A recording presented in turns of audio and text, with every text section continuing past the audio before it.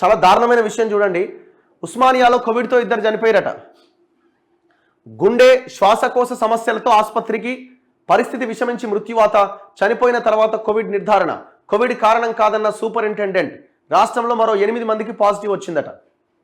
ఈ కేసుల సంఖ్య పెరుగుతున్నది, ఇద్దరు చనిపోయారు. అందుకే ఇప్పుడు WHO చెప్పింది తీవ్రత లేదన్నది, పెద్దగా ఏమి ఉండదట, తొందరగా తగ్గిపోద్దట. ఇలాంటి స్టేట్మెంట్లు విని మనం చాలా లైట్ తీసుకుంటే పొరపాటు. ఎందుకంటే నార్మల్గా బలంగా ఉన్న పేషెంట్ని ఆ కోవిడ్ బలంగా ఉన్న మనిషిని కోవిడ్ ఏం చేయలేకపోయి ఉండొచ్చు ఇప్పుడున్న వేరియంట్. కానీ ఎంత తక్కువ దీంతో ఉన్న శక్తితో ఉన్న వైరస్ అయినా కూడా ఆ పేషెంట్ చాలా దారుణమైన సిచ్యువేషన్లో ఉంటే, ఇప్పుడు గుండె సంబంధిత, శ్వాసకోశ, లంగ్స్ ఖరాబ్ అయి, మల్టీ ఆర్గాన్స్లో ఫెయిల్యూర్స్ ఉండి, ఇట్లాంటి సమస్యలతో ఇబ్బంది పడే వాళ్ళకి చాలా సీరియస్ కాంప్లికేషన్స్ వచ్చే అవకాశం ఉంది. ఇమీడియట్గా కొలాప్స్ అయ్యే ఛాన్స్ ఉంది. సో అలాంటి వాళ్ళు చాలా జాగ్రత్తగా ఉండాలి. అందరూ ఫీల్డ్లోకి వెళ్ళినప్పుడు, లేకపోతే జనాల్లోకి వెళ్ళినప్పుడు మాస్క్ ధరించండి, ఏమి ఇబ్బంది లేదు. ఉస్మానియా ఆసుపత్రిలో 2 రోజుల వ్యవధిలో COVID-19 లక్షణాలు ఉన్న 2 రోగులు చనిపోయారు.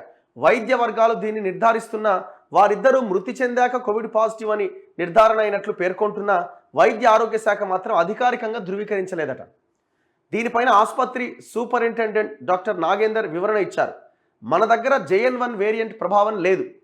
బండ్లగూడకు చెందిన సుబాన్ 60 సంవత్సరాలు గుండె జబ్బుతో ఆసుపత్రిలో చేరిండట. హార్ట్ ఫెయిల్యూర్తో చనిపోయారు. అయితే పరీక్షల్లో ఆయనకు కోవిడ్ పాజిటివ్గా నిర్ధారణ అయింది. ఆయన మరణానికి టైప్ 2 రెస్పిరేటరీ ఫెయిల్యూర్, గుండె వైఫల్యమే కారణం తప్ప కోవిడ్ కాదు అని వివరించారు. 2 రోజుల క్రితం శ్వాసకోశ ఇబ్బందులతో చికిత్స పొందుతున్న కిషన్ బాగ్కు చెందిన యూసుఫ్, ఆయన వయసు చిన్నదే, 50 సంవత్సరాలు, ఆసుపత్రి వర్గాలు వివరించాయి. ప్రస్తుతం ఆసుపత్రిలో 3 కోవిడ్ రోగులు ఉన్నారని తెలిపాయి. 2 వైద్యులు కూడా కోవిడ్ బారిన పడ్డారని పేర్కొన్నాయి. అయితే రాష్ట్రంలో మంగళవారం 1333 మందికి కోవిడ్ పరీక్షలు నిర్వహించారు. వీరిలో 8 మందికి కోవిడ్ పాజిటివ్ నిర్ధారణ అయింది. ఈ 8 కేసులు హైదరాబాద్కు చెందినవే అని వైద్య ఆరోగ్య శాఖ విడుదల చేసిన బులెటిన్ స్పష్టం చేసింది. సో ఇట్లా కొంచెం సీరియస్నెస్ అయితే కనిపిస్తున్నది. అంటే పరిస్థితి చాలా జాగ్రత్తగా ఉండాలి. ఇగో విశాఖలో కరోనాతో మహిళ చనిపోయిందట.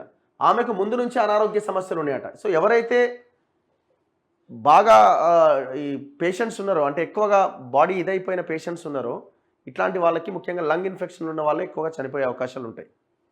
అందరూ జాగ్రత్తగా ఉండడం బెటర్.